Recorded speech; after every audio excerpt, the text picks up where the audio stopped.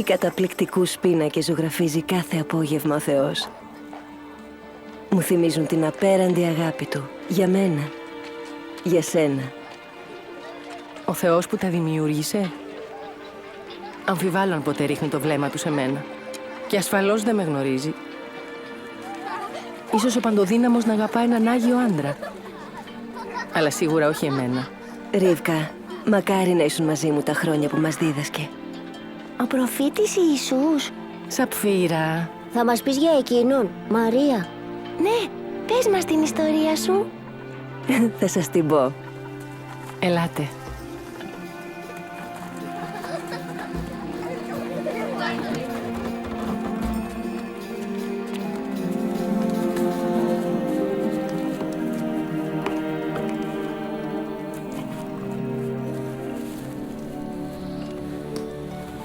Λοιπόν, ας ξεκινήσουμε από την αρχή. Όταν τον γνώρισες?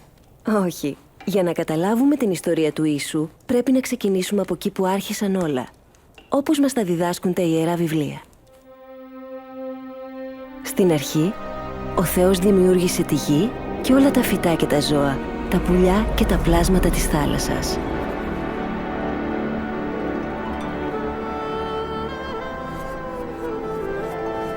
Τον πρώτο άνθρωπο τον έφτιαξε από χώμα και φύσηξε μέσα από τα ρουθούνια του την πνοή της ζωής. Ο πρώτος άντρας ονομάστηκε Αδάμ. Και είπε ο Θεός: «Δεν είναι καλό να ζει μόνος του άντρας, θα φτιάξω μια κατάλληλη σύντροφο για να τον βοηθάει». Έτσι πήρε ο Θεός ένα από τα πλευρά του Αδάμ και έφτιαξε από εκεί μια γυναίκα που ονομάστηκε Εύα. Ο Αδάμ και η Εύα ζούσαν κοντά στο Θεό, μέσα σε έναν όμορφο κήπο που είχε ετοιμάσει ο Θεός για χάρη τους, την Εδέμ. Ο Θεός περπατούσε και μιλούσε μαζί τους μέσα στον κήπο. Εκεί δεν υπήρχε ούτε πόνος, ούτε θλίψη και ούτε θάνατος. Ο Θεός είπε στον Αδάμ: «Μπορείς να τρως από όλα τα δέντρα του κήπου, εκτός από το δέντρο της γνώσης του καλού και του κακού. Αν φας από εκείνο το δέντρο, θα πεθάνεις».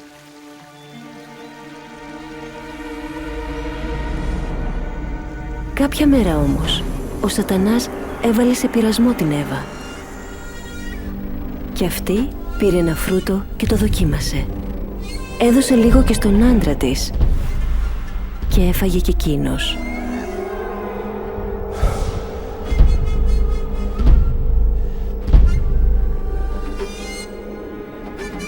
Τούτη η άσχημη πράξη του Αδάμ και της Εύας κατέστρεψε την αρμονία που υπήρχε στον κήπο. Την αρμονία ανάμεσα στον άντρα και τη γυναίκα και την αρμονία ανάμεσα σε αυτούς και το Θεό. Ο άντρας καταδικάστηκε να ζει με κόπο και δυσκολίες και η γυναίκα να γεννά με πόνους και να διαφεντεύεται από τον άντρα της. Την ίδια ώρα όμως, ο Θεός τους έδωσε και μία υπόσχεση. Κάποια μέρα το σπέρμα της γυναίκας, ένας γιος της, θα συντρίψει το κεφάλι του φιδιού. Μέσα στις Άγιες Γραφές, ο πολυεύσπλαχνος Θεός μιλάει για ένα σχέδιο με το οποίο θα ξανάδινε αρμονία και δόξα στη δημιουργία του. Ένα μέρος αυτού του σχεδίου του το αποκάλυψε στον προφήτη Αβραάμ. Ο Αβραάμ εμπιστευόταν και τιμούσε το Θεό και ο Θεός υποσχέθηκε να ευλογήσει τον Αβραάμ και μέσα από αυτόν να ευλογήσει όλους τους λαούς και τα έθνη του Θεού. Κάποια μέρα, ο Θεός έβαλε σε δοκιμασία τον Αβραάμ. Του είπε να πάρει το γιο του και να τον θυσιάσει.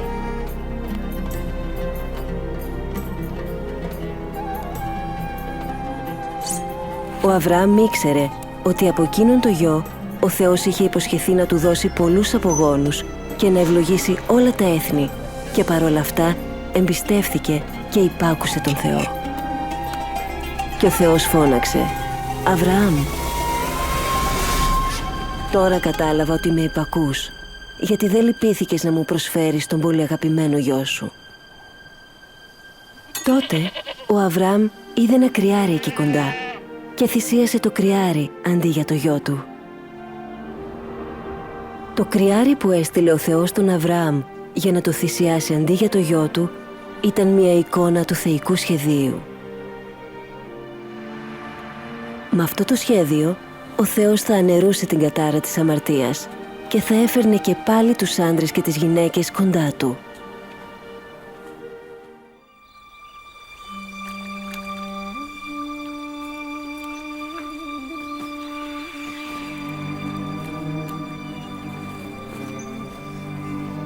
Υπήρχε μία νεαρή κοπέλα στη Ναζαρέτ που ήταν αραβωνιασμένη με έναν άντρα που λεγόταν Ιωσήφ. Το όνομά της ήταν Μαριάμ.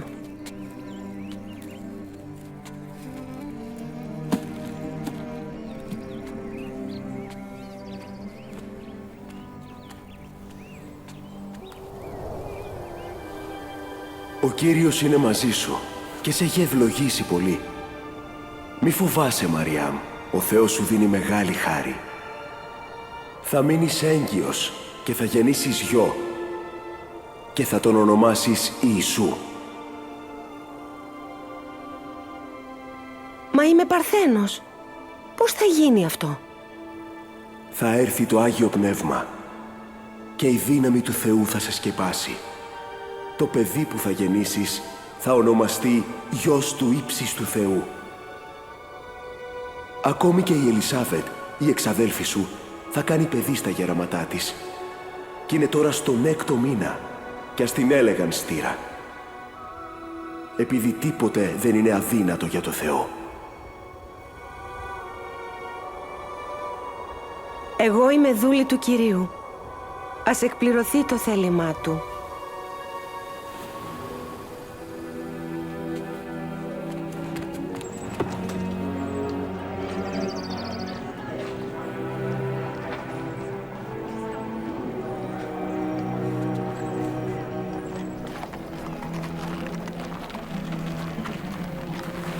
Κατόπιν, η Μαριάμ πήγε γρήγορα στην εξαδέλφη της, την Ελισάβετ.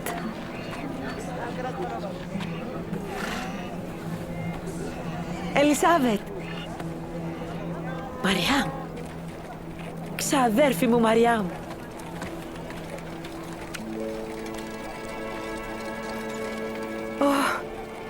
Είναι αλήθεια! Εσύ είσαι η πιο ευλογημένη από όλες μας. Και ευλογημένο το παιδί που θα γεννήσεις. Τι ανέλπιστη χαρά ήταν αυτή! Να έρθει να με επισκεφτεί η μητέρα του Κυρίου μου. Γιατί τη στιγμή που με χαιρέτησες, ένιωσα μέσα μου το βρέφος να σκυρτάει. Η καρδιά μου δοξάζει τον Κύριο και η ψυχή μου χαίρεται και αγαλιά για το Θεό, το σωτήρα μου, γιατί διάλεξε μένα, την ταπεινή του δούλη. Από εδώ και πέρα όλες οι γενιές θα με μακαρίζουν.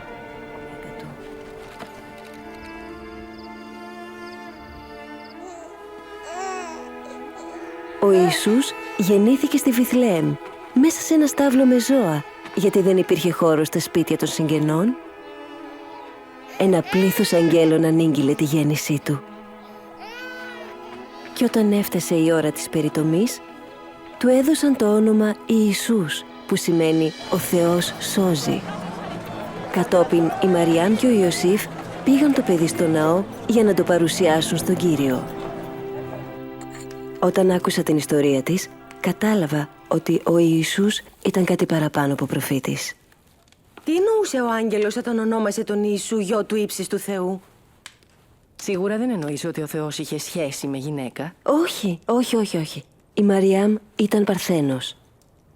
Η γέννηση του Ιησού ήταν ένα θαύμα που έγινε μέσω του Πνεύματος του Θεού. Ο Θεός μπορεί να κάνει τα πάντα. Δεν το πιστεύετε?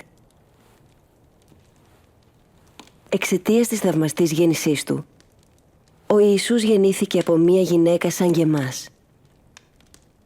Μα ήταν κάτι περισσότερο. Απαρνηθείτε τις αμαρτίες σας! Βαπτιστείτε και ο Θεός θα σας συγχωρέσει! Αυτά τα λόγια ήταν από το Θεό και τα έλεγε ο Ιωάννης ο Βαπτιστής, ο γιος της Ελισάβετ, όταν βάπτιζε άντρες και γυναίκες στον Ιορδάνη. Εγώ σας βαπτίζω με νερό. Μα έρχεται κάποιος που είναι πολύ πιο σπουδαίος από μένα. Δεν είμαι άξιος ούτε τα σανδάλια του να λύσω. Εκείνος θα σας βαπτίσει με Άγιο Πνεύμα και φωτιά. Κρατά το λιχνιστήρι στο χέρι του για να ξεχωρίσει το άχυρο και να μαζέψει το στάρι στην αποθήκη του.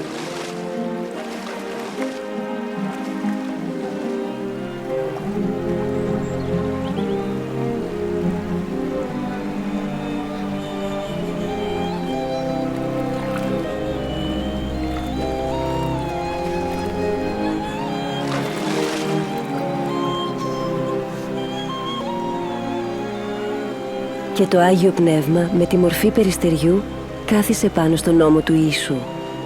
Μια φωνή ακούστηκε τότε από τον ουρανό και είπε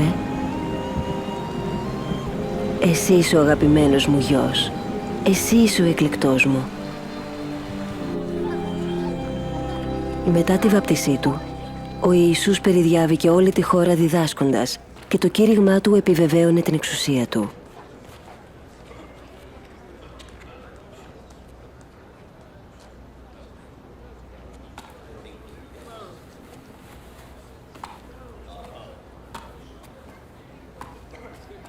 Δεν είναι ο γιος της Μαριάμ? Αυτός είναι. Σοπάστε.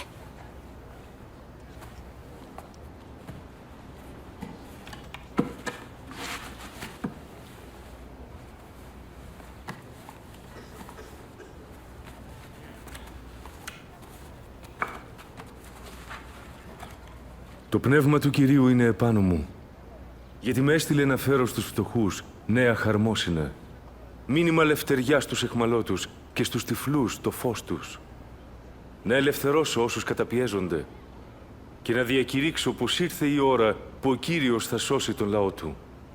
Μιλάει όμορφα.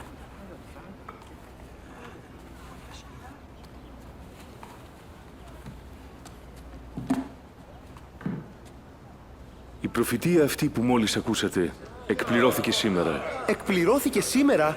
Μόνο ο Μεσσίας μπορεί να την εκπληρώσει. Και πού το ξέρουμε? Τα λόγια του έκαναν πολλούς να απορούν και τα θαύματά του έκαναν πολλούς να πιστεύουν.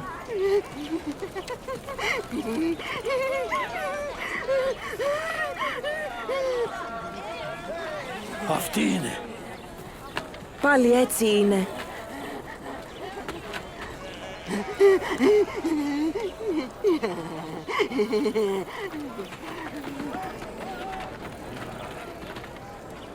Ποιος είναι? Εκείνος ο δάσκαλος από τη Ναζαρέτ. Ο Ιησούς. Γεια σου. Γεια σου. Φύγε. Δεν σε θέλουμε εδώ.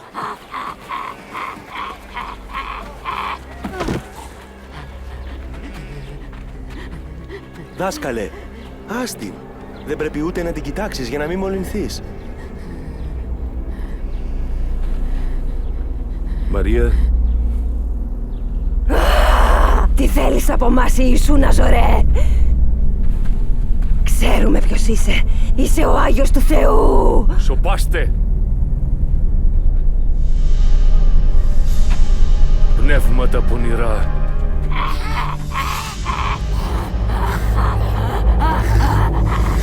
Βγείτε από τούτη τη γυναίκα. Πέθανε. Τη θανάτωσε. Πάει να την αγγίξει. Όχι, ένας Άγιος άνθρωπος δεν θα έκανε κάτι τέτοιο. Μαρία, κόρη του Αβραάμ.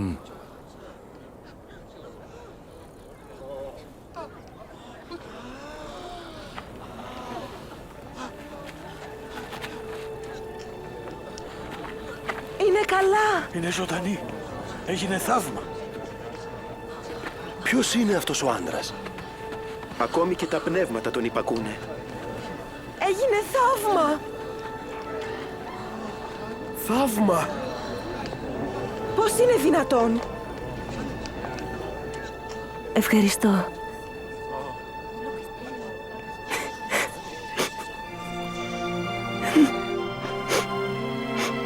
Ευχαριστώ.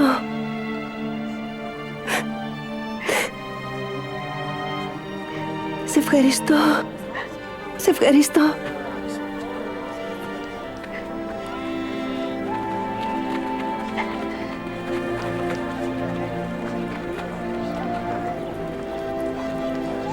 Από εκείνη τη μέρα άρχισα να τον ακολουθώ. Ήθελα να κάνω ό,τι ευχαριστούσε το Θεό.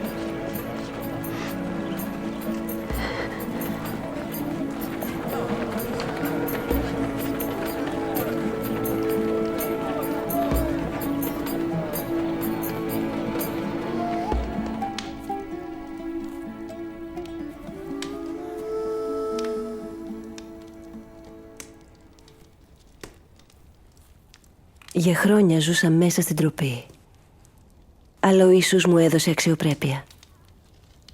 Η δύναμη του με ελευθέρωσε από τα πονηρά πνεύματα. Ω, γλυκιά. Σαπφύρα. Δίνα, εσύ τον άκουσες να διδάσκει και είδες πολλά θαυματά του. Ναι. Τότε καταλαβαίνεις γιατί άφησα τα πάντα και τον ακολούθησα. Και όχι μόνο εγώ. Πεινούσαμε, σωματικά και ψυχικά. Είχαμε ανάγκη να μας δείξει κάποιος το δρόμο του Θεού. Μετά από πολλά χρόνια απογοήτευσης και δυσκολιών, οι περισσότεροι είχαμε σταματήσει και να ελπίζουμε. Και ο Ιησούς έμοιαζε να φέρνει την ελπίδα όπου πήγαινε.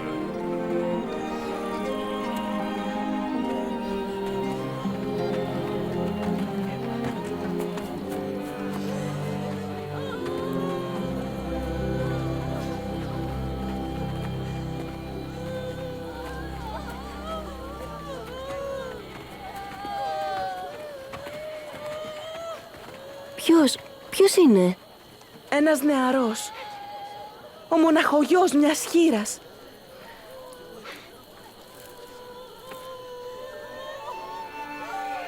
Νεαρέ, σήκω επάνω.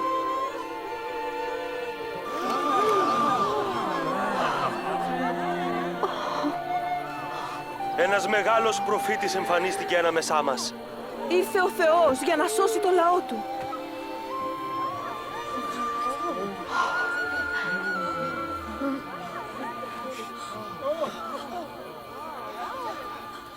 Αν αγαπάτε μονάχα αυτούς που σας αγαπούν, ποια είναι η καλοσύνη σας? Και οι αμαρτωλοί το ίδιο κάνουν. Και αν ευεργετείτε αυτούς που σας ευεργετούν, για ποιο λόγο να ευλογηθείτε? Και οι αμαρτωλοί το ίδιο κάνουν. Πώς την αγγίζει? Πώς μπορεί και της μιλάει? Τι ντροπή. Όχι. Να αγαπάτε τους εχθρούς σας. Να κάνετε το καλό, χωρίς να περιμένετε ανταπόδοση. Και θα έχετε μεγάλη ανταμοιβή. Και θα ονομαστείτε παιδιά του Θεού. Γιατί εκείνος ευεργετεί ακόμα και τους αχάριστους. Να έχετε έλεος, όπως και ο επουράνιος πατέρας σας.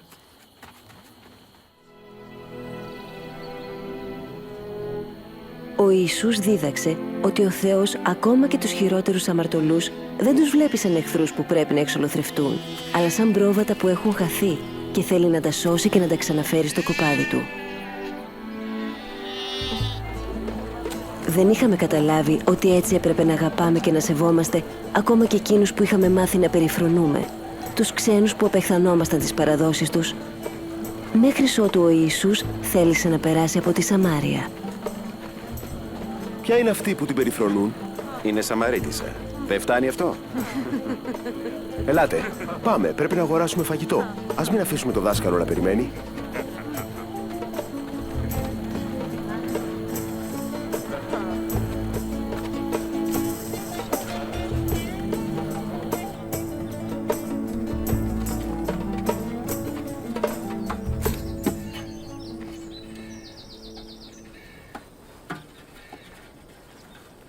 Θα μου δώσεις να πιω? Είσαι Ιουδαίος. Κι εγώ γυναίκα Σαμαρίτισσα. Πώς μπορείς να μου ζητάς νερό? Αν γνώριζες τι δίνει ο Θεός και ποιος σου ζητά να πιει νερό, εσύ θα ζητούσες από εκείνον και θα σου έδινε το νερό που χαρίζει τη ζωή. Κύριε, δεν έχεις με τι να τραβήξεις νερό και το πηγάδι είναι βαθύ. Πού θα βρεις το νερό που λες? Ο πατέρας μας ο Ιακώβ μας έδωσε αυτό το πηγάδι Εκείνος, η οικογένεια και τα κοπάδια του έπιναν από αυτό. Πιστεύεις ότι εσύ είσαι σπουδαιότερος από τον Ιακώβ? Όποιος πίνει από αυτό εδώ το νερό θα ξαναδιψάσει. Αλλά όποιος πίνει από το νερό που δίνω εγώ, δεν θα διψάσει ποτέ ξανά. Το νερό που δίνω εγώ θα γίνει μέσα του πηγή, που θα αναβλύζει αιώνια ζωή. Κύριε, τότε δώσε μου τέτοιο νερό, για να μην ξαναδιψάσω ποτέ και να μην αναγκαστώ να ξαναέρθω εδώ. Πήγαινε, φώναξε τον άντρα σου και έλα πάλι. Μα εγώ δεν έχω άντρα. Σωστά λες ότι δεν έχεις άντρα. Έχεις παντρευτεί 5 φορές. Και αυτός με τον οποίον ζεις τώρα δεν είναι ο άντρας σου. Μου είπες την αλήθεια. Βλέπω ότι είσαι προφήτης, κύριε. Οι προγονείς μου οι Σαμαρίτες λάτρευαν το Θεό σε αυτό το βουνό. Αλλά εσείς οι Ιουδαίοι λέτε ότι πρέπει να λατρεύουμε το Θεό στην Ιερουσαλήμ. Γυναίκα, πίστεψέ με. Θα έρθει η ώρα που δεν θα λατρεύετε το Πατέρα ούτε στο βουνό ούτε στην Ιερουσαλήμ. Εσείς οι Σαμαρίτες δεν γνωρίζετε ποιον λατρεύετε. Αλλά έρχεται η ώρα.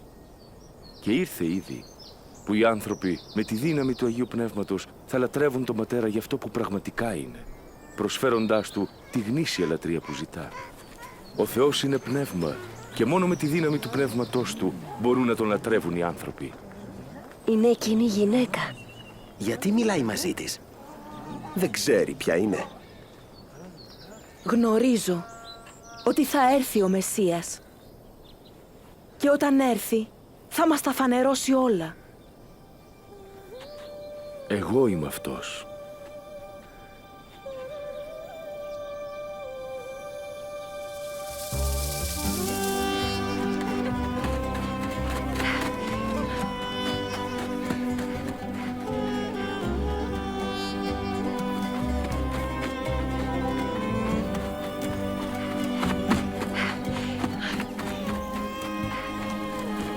Ελάτε, ελάτε να δείτε τον άνθρωπο που μου τα είπε όλα όσα έχω κάνει. Ελάτε. Μήπως είναι αυτός ο Μεσσίας? Ο Μεσσίας! Ο εκλεκτός του Θεού, αδύνατον. Ελάτε, ελάτε να δείτε. Ελάτε. Δάσκαλε, πάρε κάτι να φας. Εγώ έχω τροφή που εσείς δεν τη γνωρίζετε. Του έφερε κάποιος φαγητό? Η τροφή μου είναι να υπακούω σε εκείνον που με έστειλε και να τελειώσω το έργο που μου ανέθεσε. Τα Σπαρτά είναι τώρα όρημα και έτοιμα για θερισμό.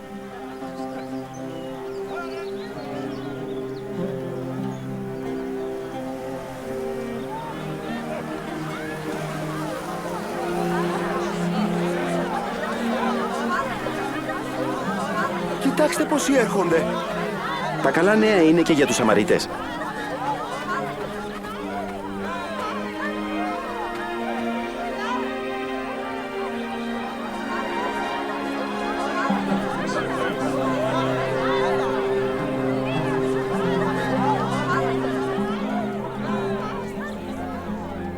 Οι άνθρωποι της πόλης ήρθαν στον Ιησού και τον παρακαλούσαν να μείνει και να τους διδάξει το Λόγο του Θεού. Μείναμε εκεί 2 μέρες και πολλοί Σαμαρίτες πίστεψαν σε Αυτόν. Ποιος από εσάς, μοχθώντας, προσθέτει λίγο χρόνο στη ζωή του? Αν κάτι τόσο μικρό δεν το μπορείτε, γιατί μεριμνάτε για τα άλλα? Δείτε τα κρίνα, πώς αυξάνονται. Ούτε κοπιάζουν, ούτε γνέθουν. Κι όμως ούτε ο Σολομών σ' όλη του τη δόξα δεν ήταν ντυμένος σαν αυτά. Αν ο Θεός δίνει το χορτάρι που σήμερα υπάρχει και αύριο το καίνε στη φωτιά, τότε πώς είναι δυνατόν να μην ντύσει εσάς? Άνθρωποι ολιγόπιστοι. Την πίστη μας δυνάμωσέ την. Αν είχατε πίστη, τόση δά, σαν ένα γκόκο συναπιού, θα λέγατε σε αυτή τη σικιά, φύγε από εκεί και ρίζωσε στη θάλασσα και εκείνη θα υπάκουε.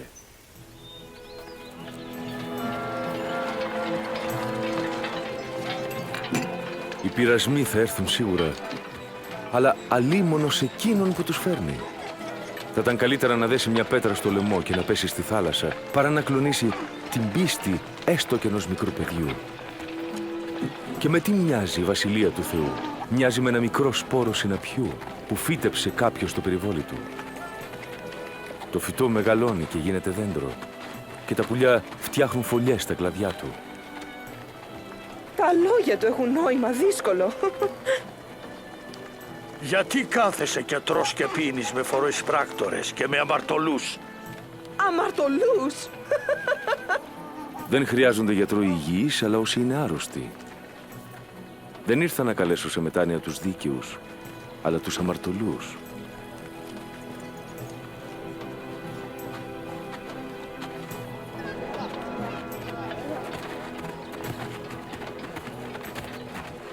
Μόνο να αγγίξω το μανδύα του. Θα γίνω καλά.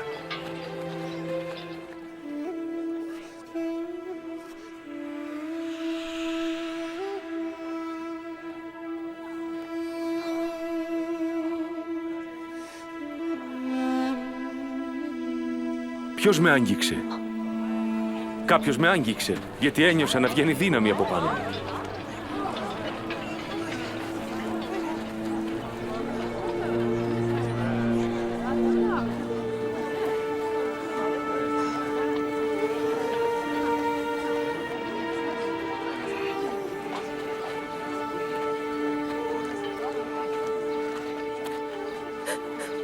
Εγώ ήμουνα που σ' άγγιξα.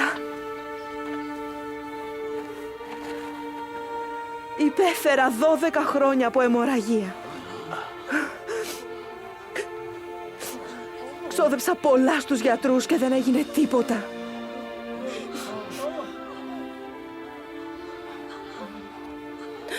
Μα μόλις άγγιξα το μανδύα σου, έγινα καλά.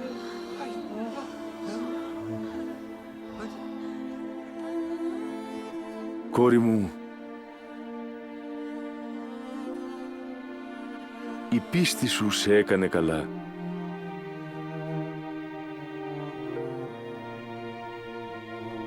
Πήγαινε με ειρήνη.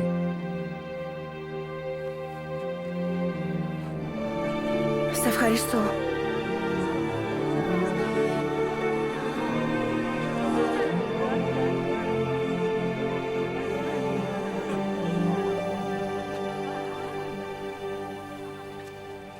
Είπε κόρη μου. Ναι, αυτή που σύμφωνα με τους νόμους μας ήταν ακάθαρτη για 12 χρόνια. Εκείνος τη λυπήθηκε και τη γιάτρεψε. Δεν ξέρω τι είναι αυτό που γιατρεύει καλύτερα. Η δύναμη του Ιησού ή η ευσπλαχνία του. Μη φοβάστε, εσείς μικρό πίμνιο, διότι ο πατέρας σας με ευχαρίστηση σας δίνει τη βασιλεία του. Πουλήστε τα αγαθά σας και δώστε τα χρήματά σας στους φτωχούς. Αποκτήστε έτσι πουντιά που δεν παλιώνουν και θησαυρούς ανεξάντλητους στους ουρανούς. Εκεί κλέπτης δεν τα πλησιάζει, ούτε σκόρος τα καταστρέφει. Όπου είναι ο θησαυρός σας, είναι και η καρδιά σας.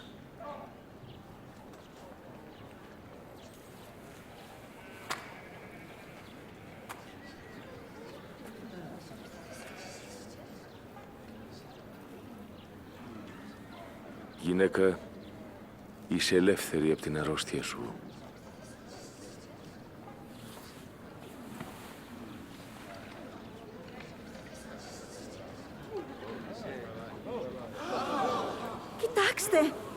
Κοιτάξτε, έγινε καλά. Είναι θαύμα, γιατρεύτηκε. Ελάτε να δείτε. Κι άλλο θαύμα! Δόξα στο Θεό! 18 χρόνια να είσαι ευλογημένος, δάσκαλε.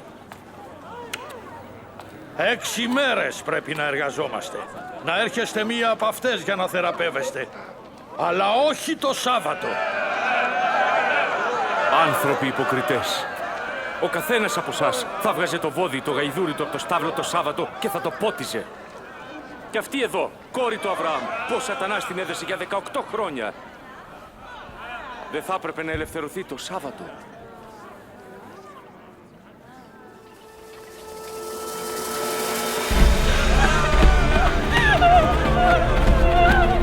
Αμαρτωλή!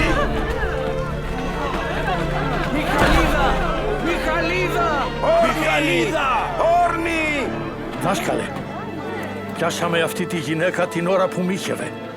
Το νόμο μας ο Μωυσής προστάζει να λιθοβολούνται τέτοιες γυναίκες. Λιθοβολήστε την! Λιθοβολήστε την! Λιθοβολήστε την! Λιθοβολήστε την! Εσύ τι λες?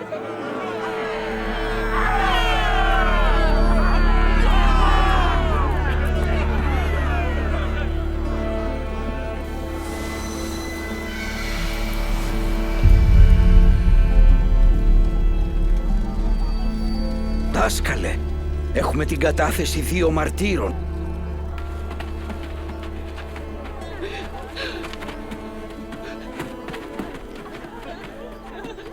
Τι να την κάνουμε αυτήν?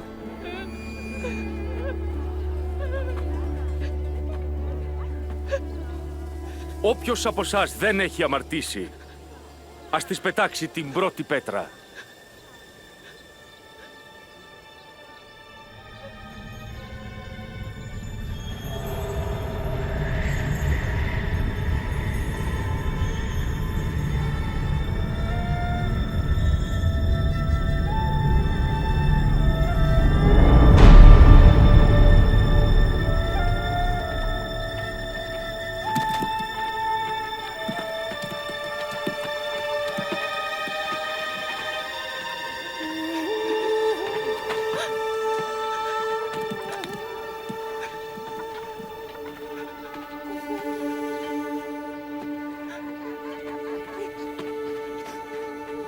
Γυναίκα, πού πήγαν όλοι? Δεν έμεινε κανείς να σε καταδικάσει? Κανείς, Κύριε. Ούτε και εγώ σε καταδικάζω.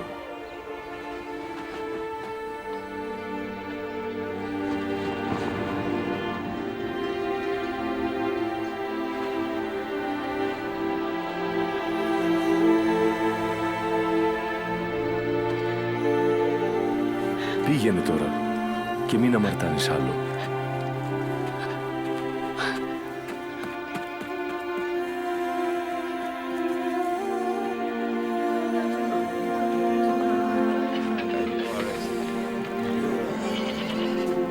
Σε παρακαλώ, σήκωσέ με. Έλα, ανέβα στους ώμους μου. Βλέπεις τώρα? Βλέπω τον Ιησού. Περιφρονεί τον νόμο. Ξεκίνησε ο Γεωργός να σπείρει και ενώ έσπερνε... Δεν τηρεί την αργία του Σαββάτου. Όσοι σπόροι έπεσαν κοντά στο δρόμο καταπατήθηκαν. Κάνει παρέα με αμαρτωλούς. Αν τον αφήσουμε να συνεχίσει, όλοι θα πιστέψουν σε αυτόν. Και οι Ρωμαίοι θα επέμβουν και θα καταστρέψουν τον ναό. Όσοι όμως έπεσαν στην εφορική, αυτοί φύτρωσαν και έδωσαν... Δεν κατάφεραν να παγιδέψουν τον Ιησού, ούτε να εμποδίσουν τους οπαδούς του, αλλά αποφάσισαν να σταματήσουν τους ισχυρισμούς του ότι είναι ο Μεσσίας. Και βρήκαν κάποιον πρόθυμο να τον προδώσει.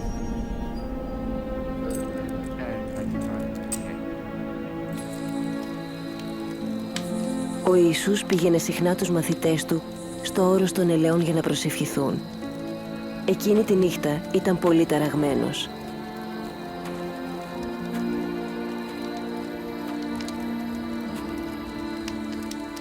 Γιατί κοιμάστε? Σηκωθείτε. Προσεύχεστε για να μην πέσετε σε πειρασμό.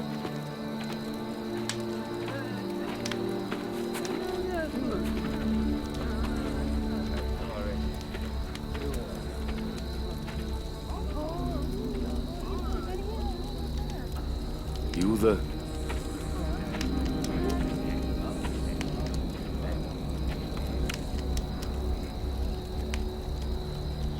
με φίλημα προδίδεις τον Υιό του ανθρώπου. Κύριε, να χτυπήσω με το μαχαίρι! Πιάστε τον! Φτάνει πια!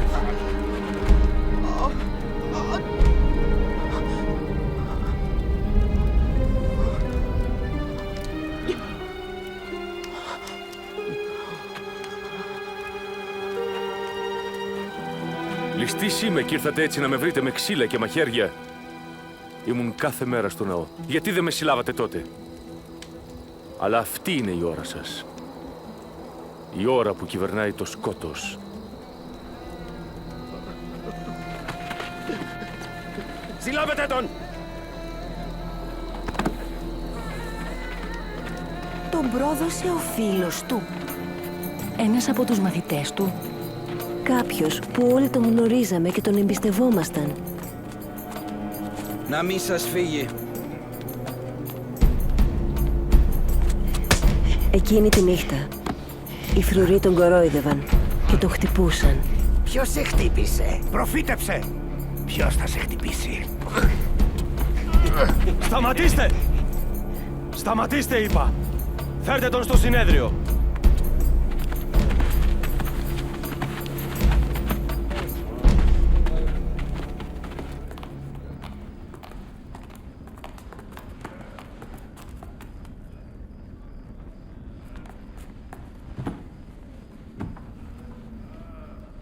Πες μας, ώστε εσύ είσαι ο Μεσσίας.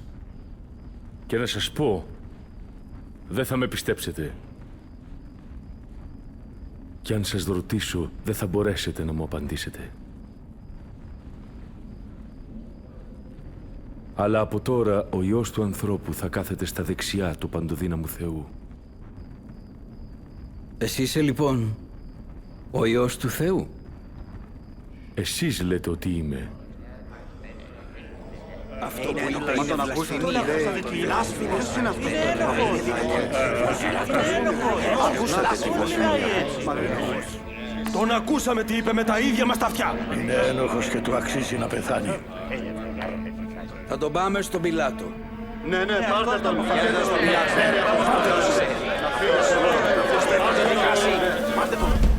Έτσι τον έφεραν μπροστά στο Ρωμαίο διοικητή, τον Πόντιο Πιλάτο. Ο Πιλάτος, ένας σκληρόκαρδος κυβερνήτης, είχε σταυρώσει χιλιάδες ανθρώπους.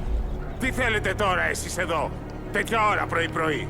Πιάσαμε αυτόν τον άνθρωπο που ξεσηκώνει το λαό μας. Έκανε πολύ μεγάλη φασαρία μέσα στο ναό. Εκρίθη ένοχος. Μας εμποδίζει να δίνουμε φόρους στον Καίσαρα και λέει πως είναι ο Μεσσίας, ο βασιλιάς. Βασιλιάς? Εσύ είσαι ο βασιλιάς των Ιουδαίων? Εσύ το είπες. Εμείς δεν έχουμε άλλο βασιλιά. Μόνο τον Σύμφωνα με αυτοκράτο. τον νόμο μας, πρέπει να πεθάνει. Γιατί ισχυρίστηκε πως είναι ο γιος του Θεού.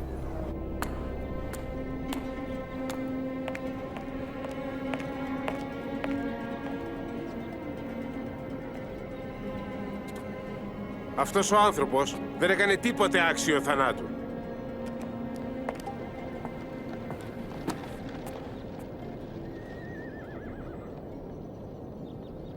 Θα τον μαστιγώσω λοιπόν και θα τον αφήσω.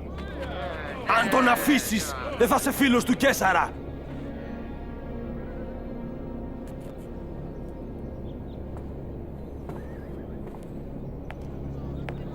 Σταύρωσέ τον!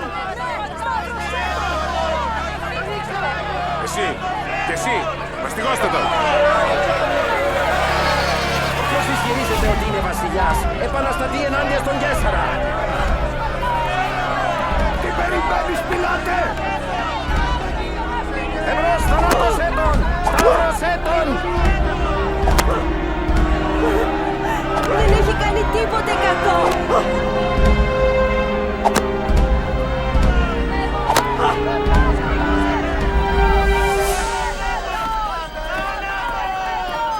Σταυρώστε τον!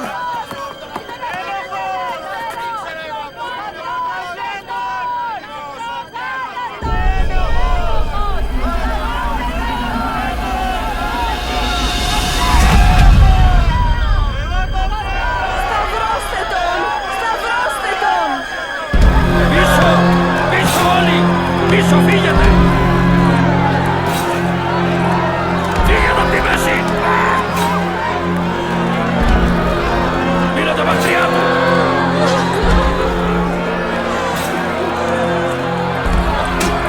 Πίσω! Πίσω! Κάντε πίσω! Κάντε χώρο! Φύγε από εκεί! Φύγε από τη μέση εσύ! Και εσύ να περπατάς όταν σου λέω! Σήκω πάνω!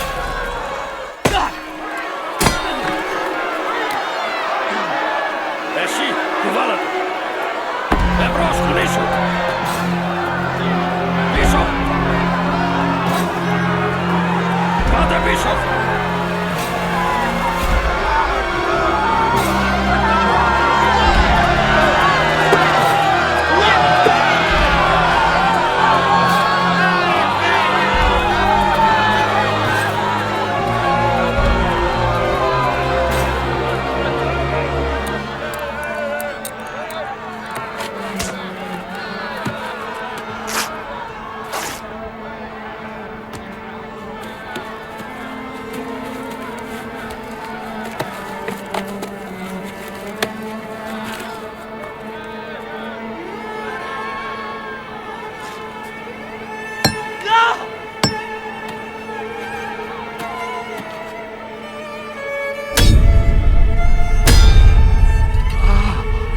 Σηκώστε το σταυρό!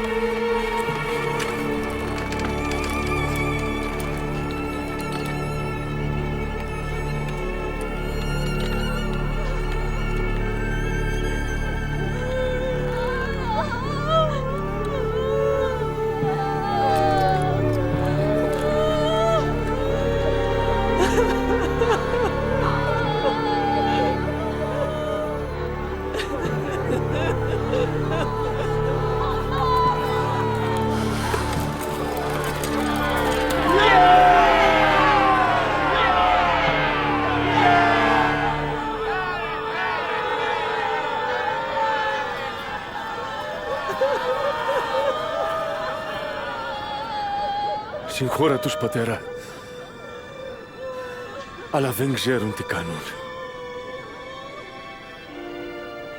Δεν είσαι εσύ ο Μεσσίας. Σώσε τον εαυτό σου και εμάς. Δεν φοβάσαι το Θεό. Αυτός δεν έκανε κανένα κακό. Και όμως τον σταύρωσαν μαζί μας. Θυμήσου Κύριε, όταν έρθεις στη βασιλεία σου. Αλήθεια σου λέω. Σήμερα θα είσαι στον παράδεισο. Μαζί μου.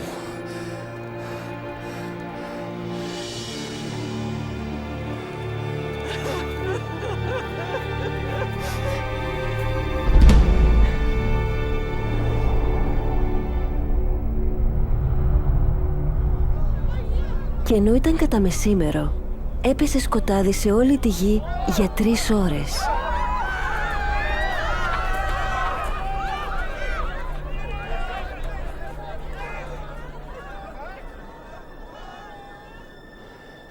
Πατέρα,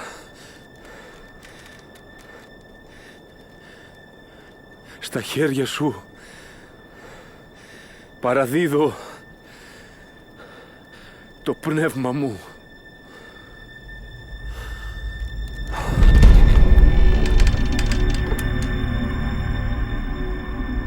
Ήψιστε Θεέ, αυτός ήταν δίκαιος.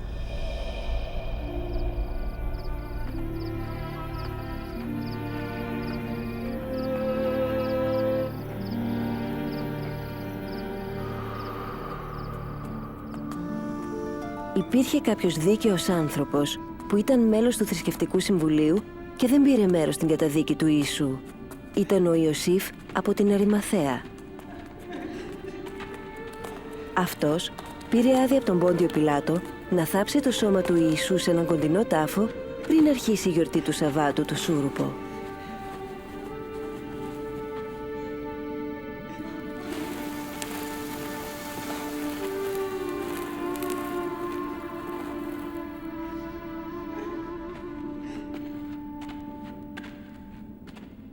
Συγχώρεσέ μας.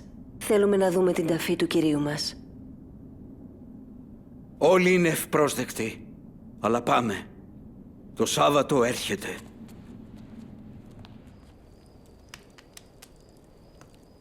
Γιατί τον θανάτωσαν? Αν ήταν από το Θεό, γιατί άφησε να τον θανατώσουν? Είχα κι εγώ αυτές τις απορίες. Ο Ιησούς είχε εξουσία πάνω στα πονηρά πνεύματα Ακόμα και οι νεκροί τον υπάκουγαν. Δεν μπορούσε να το σταματήσει. Τον ακολουθούσα 3 χρόνια, ελπίζοντας ότι ήταν ο Μεσσίας. Αλλά είχε φύγει. Κι εγώ τι θα έκανα? Λυπητερή ιστορία. Το τέλος της όμως είναι θαυμάσιο.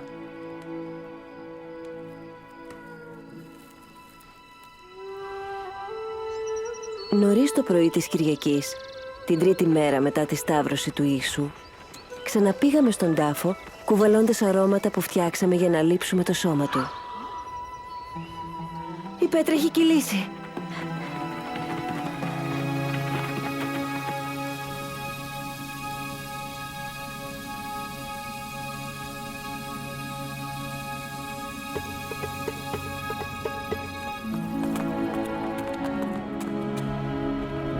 Πέτρο, Ιάκωβε, Ιωάννη, ακούστε! Η πέτρα είχε κυλήσει. Μπήκαμε μέσα, μα το σώμα του έλειπε. Κάποιοι πήραν το σώμα του Κυρίου από τον τάφο και δεν ξέρουμε πού το πήγαν. Τι, το σώμα του Κυρίου έλειπε? Πήγαινε και θα δεις και μόνος σου.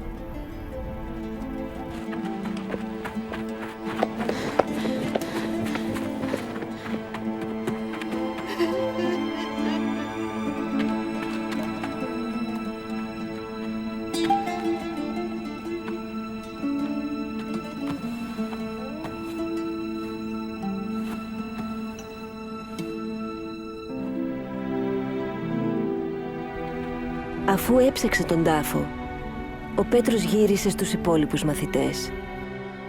Αλλά εγώ έμεινα εκεί έξω. Αναρωτιόμουν και έκλαιγα. Θα τον πήραν οι στρατιώτες ή οι Φαρισαίοι. Αυτοί που σκότωσαν κάθε ελπίδα μας. Ας μας άφηναν τουλάχιστον το σώμα του.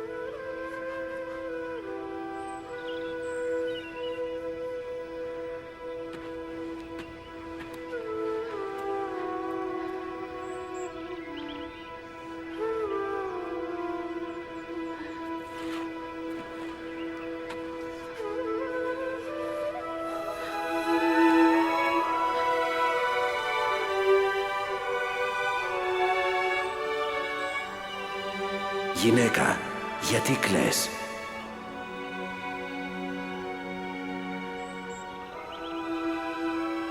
Έκλεψαν το σώμα του Κυρίου και δεν ξέρω πού το έχουν πάει. Γυναίκα, γιατί κλαις? Ποιον ψάχνεις?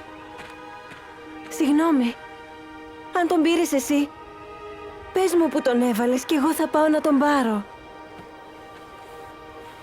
Μαρία... Δάσκαλε! Μη με αγγίξεις, γιατί δεν έχω ανεβεί ακόμη στη δόξα του Πατέρα. Κύριε, είσαι ζωντανός. Πήγαινε και πες τα νέα στους αδελφούς μου. Κύριε, δεν μας ξέχασες. Ο Θεός δεν μας εγκατέλειψε. Να τους το πεις. Είδα τον Κύριο. Είδα τον Μεσσία. Ξαναήρθε στη ζωή. Ναι. Πώς? Ο θάνατος δεν τον κράτησε. Τότε γιατί έπρεπε να πεθάνει? Για να νικήσει τον θάνατο. Εκείνη τη μέρα δεν το κατάλαβα. Αλλά κατόπιν ο Ιησούς εμφανίστηκε σε εμάς αρκετές φορές και μας δίδαξε. Εκατοντάδες χρόνια πριν έρθει ο Ιησούς, οι προφήτες είχαν πει στις γραφές ότι ο Μεσσίας που είχε υποσχεθεί ο Θεός θα υπέφερε.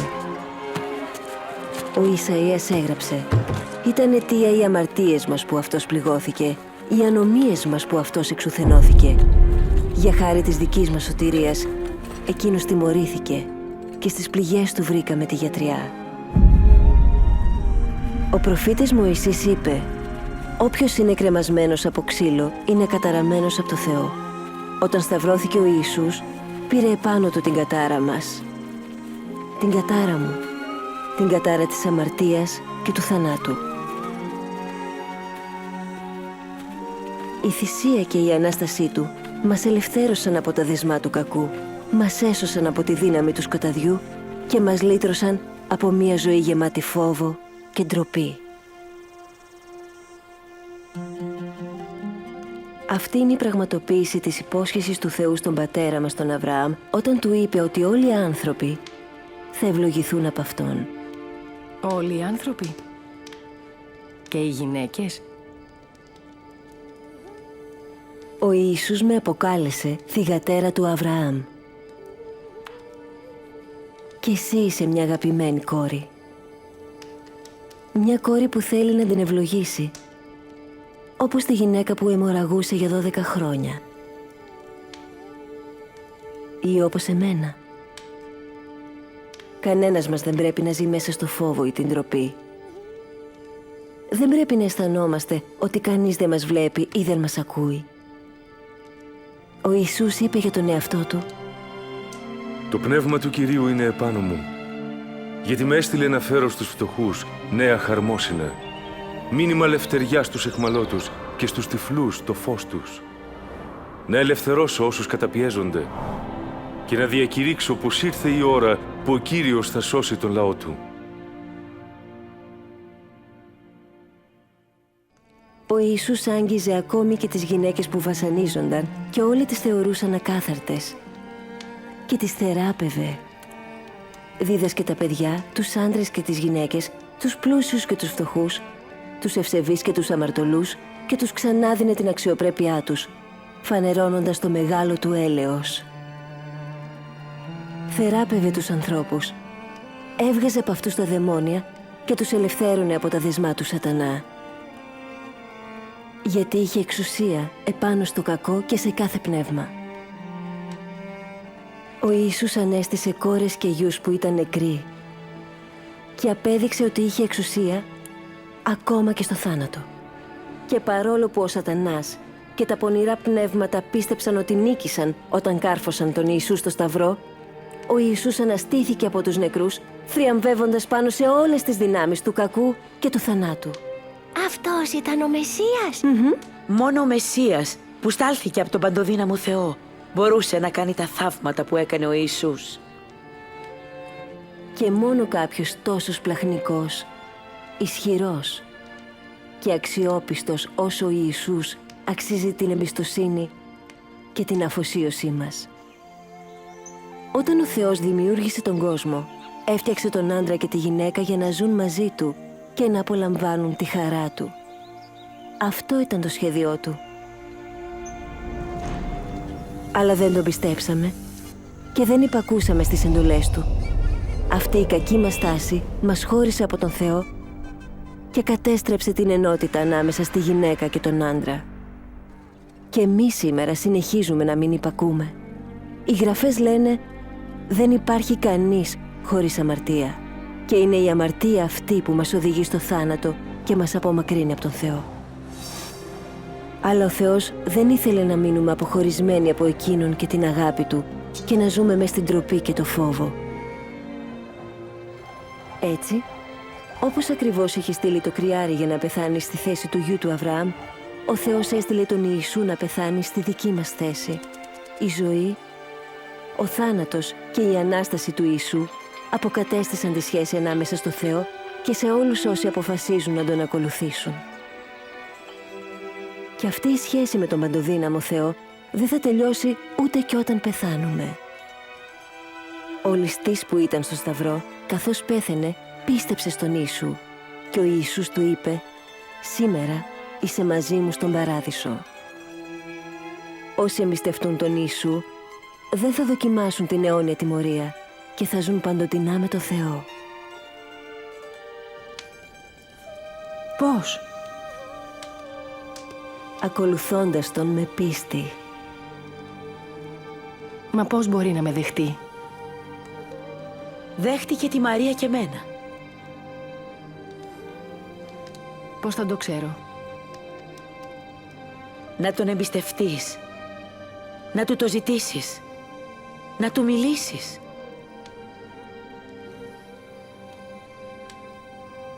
Θεέ, Πατέρα μου που είσαι στον ουρανό, είσαι Άγιος και δίκαιος.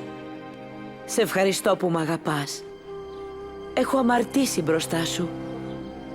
Σε ευχαριστώ που έστειλες το Μεσσία που υποσχέθηκες να διαλύσει την κατάρα της ντροπής και της ενοχής.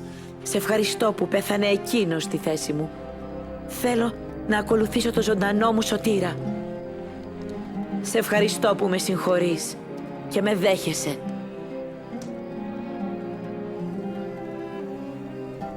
Αμήν. Αμήν. Αμήν. Σε ευχαριστώ. Σε ευχαριστώ.